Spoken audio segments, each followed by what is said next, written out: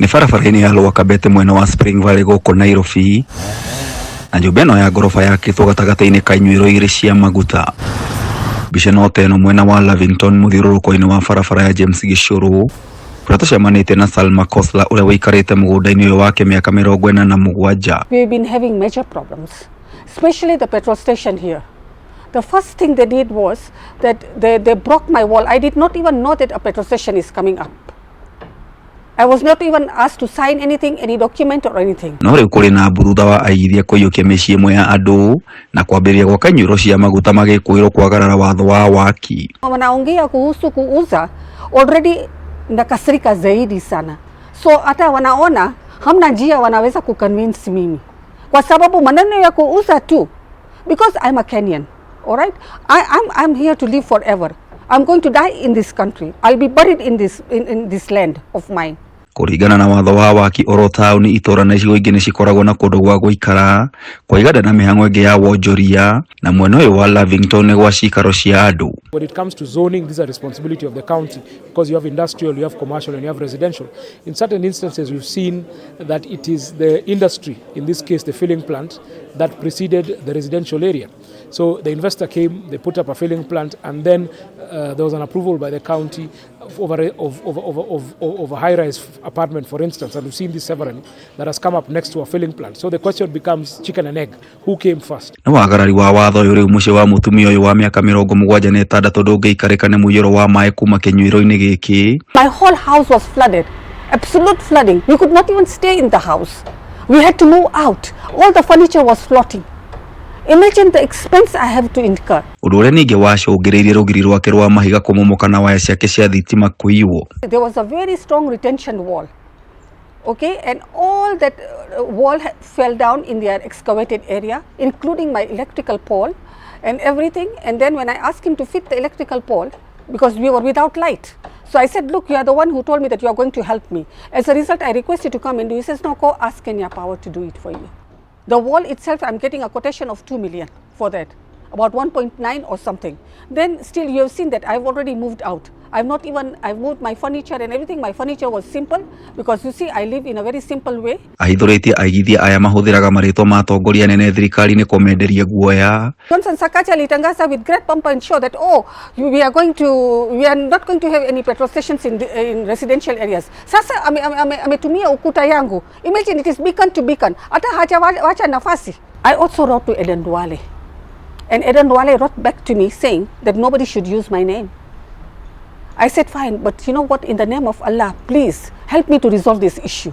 At least they compensate me for the wall. I'm a struggling person. Gũkũ honge citiganĩte cia thirikari cikĩonekana gũikanĩria moko. As a regulator come at the tail end, the physical planning is approved by the county in terms of zoning. Then we look at the technical aspects of it, the environmental aspects of it. We are lead agent of NEMA.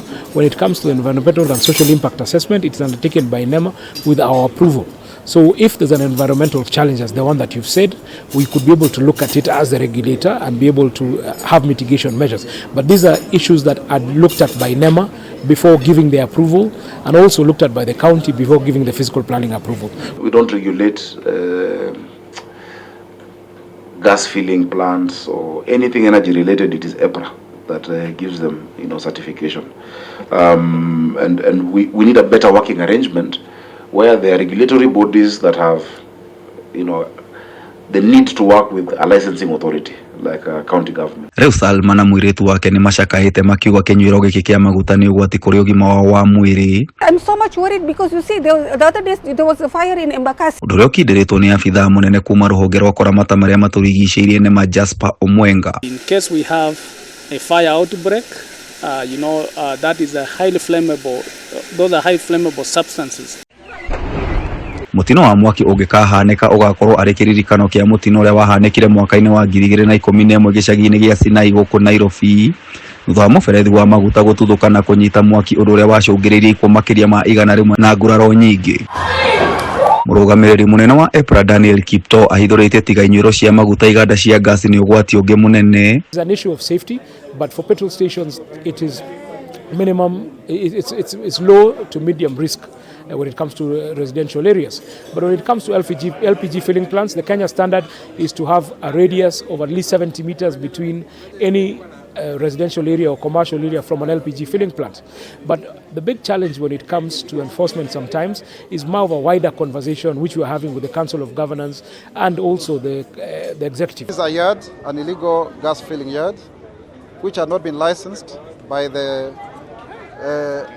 Energy and Petroleum Regulatory Authority, but then they continued to operate in such a residential area, high density area, and it's quite unfortunate that it has happened. Just showing how sometimes we have weak enforcement institutions, and of course the element of corruption. Governor Sakaja akiuga wagarari wa watho ta mwena wa Muradi niguo ucungiriirie mitino eno. An ongoing court matter where the county, EPRA, I think the ministry, and our was have been taken to court for compensation. Tiga miaki aikari hakuhi na Inyuiro ici cia maguta mari ugwati-ini ni hotekeku wa mai maithima gutukana na maguta. Hata hatujui sasa nani maji pia itakuwa contaminated au nini, mimi sijui hiyo. In case we have underground leakages of those tanks, this water can reach the water aquifers, and this can be dangerous to people using underground water sources from the wells and also from the boreholes. There are risks of cancer, there are risks of bronchitis, respiratory problems.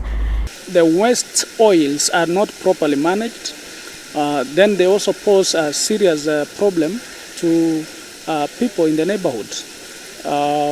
Science has shown that most of those substances contain potentially carcinogenic substances. Kiriro gia Salma no kionekane tari kia mundu umwe, no uyu ni ugwati uthite na mbere na gukurira a Kenya ingi maitho gutari mundu ukumateithiriria. My heart is paining and I'm shedding blood tears. Ninatoa machozi ya damu saa hiyo. Ni kiriro kia aikari makienda thirikari irumirire watho na kugitira a Kenya kumana na mitino ya mwaki. Ngiribotera kwa TV kuma mucii munene wa Nairobi, Gitau wa Wanjikũ.